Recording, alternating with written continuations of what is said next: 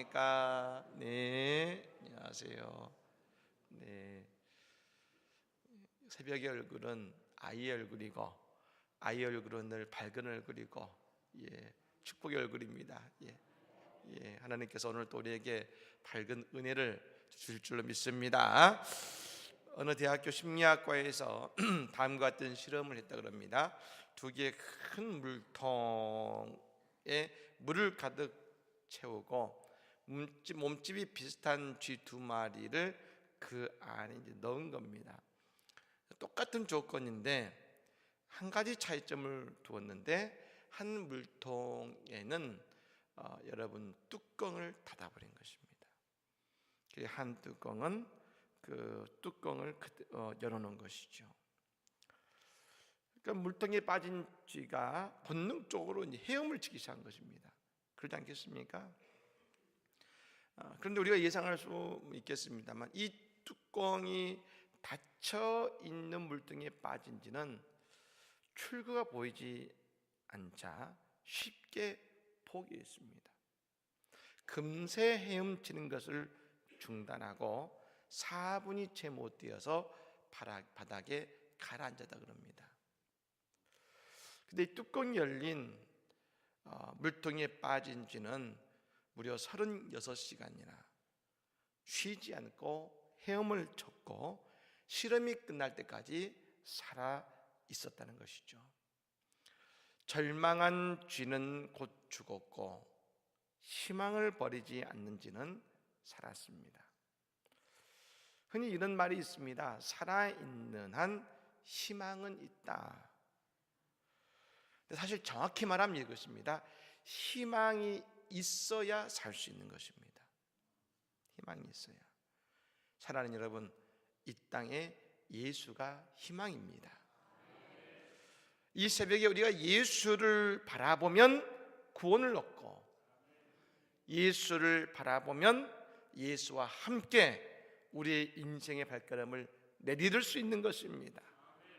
이 사순절이 여러분 왜 우리에게 축복이 되냐면 사순절이 예수의 십자가를 묵상하고 예수만을 바라보고 예수만을 묵상하는데 말입니다. 근데 놀랍게도 우리 안에 그러면 그럴수록 소망의 빛이 넘쳐나는 것입니다. 여러분, 우리에게 다시 소망 가운데 예수와 함께 믿음의 한 발걸음을 다시금 내딛는 은혜가 있기를 주의 이름으로 간절히 축원합니다. 오늘 말씀은 이제 어제 말씀에 이어지는 말씀입니다만 이미 바울 사도가 이방인의 사도로 복음을 전하기 위해서 어제 말씀 보면 베드로와 야고보에게 그 복음의 계시성, 즉 뭡니까? 바울 사도의 복음은 예수 그리스도로부터 주어진 것이라는 것을 확증한 이후에 전도 여행을 떠난 것입니다. 그래서 여러분 1차 전도 여행까지 모두를 마치고 14년 만에 예루살렘으로 이제 올라오게 된 것입니다. 여러분 그 내용이 이제 사도행전 15장에 나와 있는 말씀을 오늘 아주 간략하게 적었습니다만 사도행전 15장의 소장은 제가 최근에 새벽 예배 때에 한번 우리가 보았던 구절입니다. 근데 여러분 이 바울 사도 때문에 저 예루살렘 교회에서는 1차의 공의회 즉 예루살렘 회의가 최초의 그 교회의 회의가 열립니다. 그리고 이 사도들과 성도들이 모여서 바울 사도가 이방인들이 할례를 받지 않아도 무엇보다도 첫 번째는 바울 사도가 이방인의 사도임을 인정해주고 그리고 두 번째로는 이방인들의 할례를 받지 않아도 그들이 예수 그리스도를 그들의 구원자로 고백만 하여도 동일하게 구원의 백성이요 성도가 된다. 이 사실을 선포해 준 것입니다. 공식화해 준 것이죠. 그런데 세 가지 주의할 점을 줬습니다. 그건 세 가지는 뭐냐면 첫 번째, 우상의 제물을 먹지 말아라. 두 번째, 목매어 죽인 짐승이나 혹은 피를 먹지 말아라. 세 번째, 음행을 하지 말아라. 그러니까 이 세 가지만 금하면 사실 여러분 이 세 가지는 공통적인 한 가지 말합니다. 그것은 뭐냐면 우상의 고기와 우상에게 제사를 지낼 때 했던 것이 이 세 가지입니다. 세 가지. 다시 말하면 이 세 가지는 한 것입니다. 우상을 섬기지 말고 제구상에게 제사하지 말아라. 그 한 가지 율법의 조항만을 남겨두고 다 율법에서의 자유를 허용해 준 것입니다. 여러분, 바울 사도가 이런 문제를 가지고 왜 예루살렘에 갔는가? 그것은 4절에 보면 가만히 들어온 거짓 형제들이 저 바울 사도가 세웠던 이방의 모든 교회들에 들어와서 잘못된 복음을, 다른 복음을 전했기 때문에 그런 것입니다. 근데 여러분, 이 거짓 형제들이 말하는 구원의 조건은 뭐였습니까? 믿음과 은혜 이전에 할례를 받아야 된다. 할례를. 그리고 이 율법 안에 있지 않으면 말입니다, 구원받지 못한 것이라고 말합니다. 그러면서 이방 그리스도인들의 자유를 뺏어버린 겁니다. 저는 오늘 이 특별히 본문 말씀 가운데 가장 중요한 한 단어가 무엇이냐, 그 단어를 찾아보라면 저는 이렇게 말하고 싶습니다. 바울 사도는 이것을 이야기하고 있는 것이죠. 자유입니다. 자유. 여러분 4절 말씀을 같이 한번 읽어볼까요? 4절 말씀 다시 한번 읽어보겠습니다. 이는 가만히 들어온 거짓 형제들 때문이라. 그들이 가만히 들어온 것은 그리스도 예수 안에서 우리가 가진 자유를 엿보고 우리를 종으로 삼고자 함이로되. 아멘. 이 말씀을 읽어보면 이방 그리스도인들이 가지고 있는 중요한 한 가지 진리가 있었습니다. 예수를 믿었더니 자유함을 갖게 되었다는 겁니다. 근데 여러분, 유대인들은 어떻습니까? 여전히 율법에 갇혀서 자유 없는 신앙생활을 하고 있다는 것이죠. 저는 이 말씀을 묵상하면서 어제 바울 사도의 신앙의 모습이 다시 떠올랐습니다. 바울 사도는 어제 어떤 신앙의 모습을 보였습니까? 인간의 앞에서가 아니라 하나님 앞에서 코람데오의 신앙으로 바뀌었습니다. 저는 여러분 어제 이 말씀을 이렇게 말씀드렸습니다. 우리가 하나님 앞에서의 삶을 살지 않으면 늘 죄를 짓고 하나님 앞에 서지 않으면 잘못된 선택을 하게 된다고 했습니다. 근데 여러분, 이 코람데오의 신앙, 하나님 앞에서의 믿음은 또 다른 강점을 우리에게 줍니다. 그것은 뭐냐면 우리에게 자유함을 준다는 것입니다. 예전에 김동훈 목사님이 그 아이들, 지금은 다들 장가를 가고 가정을 이루었습니다만 그 자녀들 가운데 그 셋째 막내 아들이 어렸을 때 초등학교 2학년 때 이야기를 해주신 적이 있습니다. 그 아들과 손을 잡고 길을 가는데 갑자기 2학년 아들이 그럽니다. 아빠 잠깐만. 왜? 그랬더니 앞에 있는 걸어오는 5학년 형아의 발을 빵 차고 온 겁니다. 그 형이 자꾸 괴롭힌 것이죠. 그래서 가서 그 다리를 발로 뻥 차고 왔습니다. 2학년이 찼으니까 얼마나 아팠겠습니까? 근데 여러분, 발은 찼는데 결과는 어땠을까요? 괜찮습니다. 왜요? 아버지 앞이니까. 이것이 바로 이것을 보면서 목사님 말합니다. 다윗이 이해됐다는 것이죠. 다윗이 왜 골리앗 앞에 설 수 있었을까? 그건 다윗의 능력도 다윗도 힘 때문이 아니라 소년 다윗은 내가 지금 하나님 앞에 서 있다는 믿음이 그 앞으로 나가겠다는 겁니다. 여러분, 우리 하나님은 다윗의 하나님만이 아닙니다. 분명 이스라엘 군인들의 하나님이기도 하셨습니다. 그런데 여러분, 그들은 골리앗 앞에서 자유하지 못했습니다. 왜요? 이유는 한 가지입니다. 하나님 앞에 서 있는 것이 아니라 하나님이 안 계신 것처럼 살았기 때문에 그런 것입니다. 여러분은 하나님 앞에 서 있는 믿음의 삶은 뭡니까? 그 하나님이 나와 함께 하시니, 하나님이 지금 내가 그 앞에 있으니 하나님이 나를 도우시고 나와 함께 하실 것이니 말입니다. 세상의 모습 앞에서 주눅들지 않고 자유하게 되는 것입니다.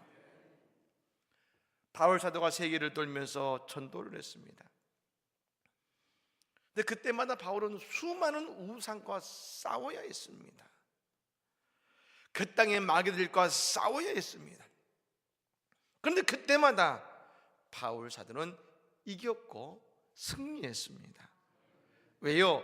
바울의 능력이 아니라 하나님 앞에서 하나님의 도우심으로 그 모든 일을 감당하고 어디서나 바울 사도는 자유함을 누리며 나간 것입니다. 그리고 그 자유함을 말입니다, 이방인 그리스도인들도 같이 고백하고 그 안에 같이 거한 것이지요. 바울 사도는 어디를 가든지 이런 찬양을 부를 겁니다. 예수가 함께 계시니 시험이 오나 겁없네. 기쁨의 근원 되시는 예수를 위해 삽시다. 날마다 주를 섬기며 언제나 주를 기리고 그 사랑 안에 살면서 딴 길로 가지 맙시다. 할렐루야. 사랑하는 여러분, 하나님 앞에서 고람되어 늘 하나님의 손길 아래에서 자유의 삶을 살아가기를 주의 이름으로 간절히 축복합니다. 근데 여러분, 이 율법주의자들이 이 자유함을 빼앗아 가려는 겁니다. 왜요? 그들이 자유롭지 않으니까요. 그들이 예수를 믿으면 구원받고, 우리의 구원은 전적인 하나님의 은혜인데 그들은 예수를 만났어도 여전히 과거의 율법에 갇혀서 내가 무엇을 해야만 된다, 그래야 구원받는다. 그 뭡니까? 그들은 예수를 만났지만 그들은 예수의 제자가 아니라 여전히 율법의 제자가 되어서 살아가고 있었다는 것입니다. 즉 그들은 여전히 율법 아래에서 늘 불안하고 자유 없는 신앙생활을 하고 있었던 것입니다. 근데 어떤 분들은, 여러분, 우리가 이 말씀을 들으면 이런 생각을 하십니다. 그래서 율법은 다 폐기돼야 되고 모세오경 율법은 다 잘못된 것이다. 근데 아닙니다. 우리가 예수 그리스도를 만나서 구원받고 그분의 은혜를 통해서 구원의 백성이 된다면 그때부터 우리 마음에는 기쁨이 넘치는데 말입니다. 여러분, 기쁨이 넘치는데 말입니다. 기쁨이 넘치는데 말입니다. 별로 안 기쁜 것 같아가지고 기쁨이 넘치는데 말입니다. 기쁨이 넘치죠. 그 기쁨이 넘치면 이제 자유다 하면서 내가 하나님과 상관없이 마음대로 살아갈까요?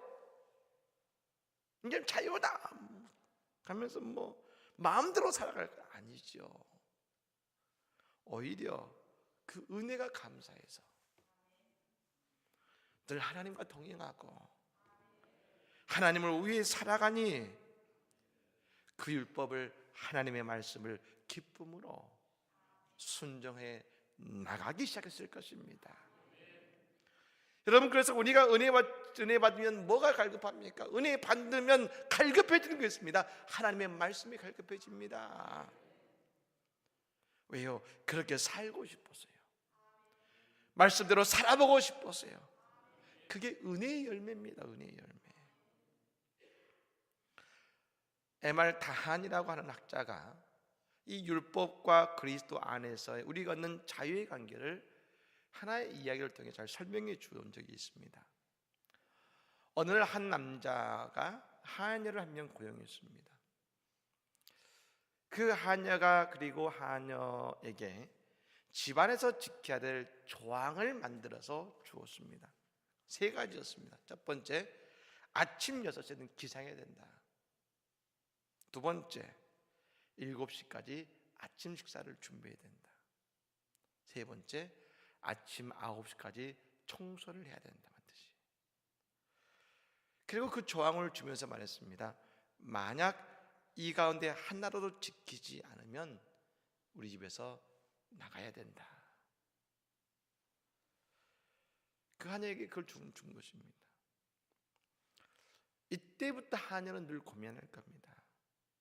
내가 잘못해서 이 하나라도 조항을 어기면 쫓겨날 거니까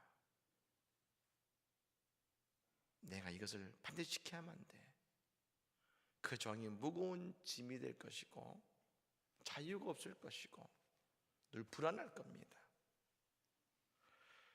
그러다가 여러분, 이 남자 주인과 이 하녀가 어느 날부터 사랑에 빠졌습니다. 그리고 결혼까지 했습니다. 이제부터 여러분, 이 여인은 더 이상 하녀가 아니라 아내가 된 것입니다. 그럼 여러분, 이 여인은 어떤 생각이 들까요? 야, 이제부터 나는 아내가 되었으니까 더 이상 6시에 일어날 필요 없어. 이제 10시에 일어나 보자. 여러분, 그럴까요? 이 여인은 자신을 아내로 삼아준 남편이 그 남편의 그러면 은혜를 망각한 겁니다. 자기의 하녀가 됐던 처지가 얼마나 힘든지를 다시 한번 생각하면서 나를 아내로 받아준 남편에게 너무 고마워서 6시가 아니라 더 일찍 일어나서 남편을 사랑하는 그 마음을 표현했을 겁니다. 율법을 지킴으로 구원받지 못합니다. 그러나 예수님의 사랑이 깨달아지면 우리는 내가 주인 되어 살아서 죄 가운데 살았던 내 인생의 전철을 더 이상 밟지 않고 말입니다. 이제 하나님의 말씀대로 살아야겠다는 결심을 하게 되고 그 말씀 안에 거하게 되는 것입니다. 예수님이 뭐라고 하셨습니까? 난 율법을 피하러 온 게 아니야. 난 율법을 완성하러 왔다. 즉 구원의 은혜 안에 가면 말씀 안에 가는 인생이 되고 그것이 진정 우리에게 참 자유한 인생임을 깨닫게 하는 것입니다. 여러분, 이 새벽의 시간은 그리스도의 고난을 기억하며 함께 나아가는 자리입니다. 여러분, 이 시간이 세상의 눈으로 보면 우리에게 자유가 없고 얽매이는 자리같이 느껴질지 모릅니다. 여러분, 이 자리가 여러분에게 얽매이는 자리입니까? 아니지 않습니까? 우리가 예수 그리스도의 은혜, 주님의 은혜가 감사하기 때문에 이 자리에 서 있는 것이고 이 시간을 통해 하나님의 큰 사랑에 거는 그런 자리이기 때문에 새벽마다 우리가 이전을 메우고 있는 것 아니겠습니까? 그리고 여러분, 오늘도 그 주님께서 코람되어 언제나 하나님 앞에서 하나님의 능력 안에서 자유함을 가지고 살아가는 복이 된 인생 우리를 만들어 주시는 것 아니겠습니까? 사랑하는 여러분, 오늘 하루도 주신 은혜에 감사해서 예수를 기억하며 고람되어 하나님 앞에서 내가 주의 말씀 안에 기쁨으로 나아가는 그런 인생이 될 때 우리의 인생 앞에 하나님의 축복의 길은 열려지고 은혜의 길은 열려지고 능력의 길은 열려지고 감사의 길은 열려지는 그런 귀한 하루 우리의 인생이 될 줄로 믿습니다. 그 은혜가 우리까지 가득하기를 예수님으로 간절히 축복합니다. 아멘.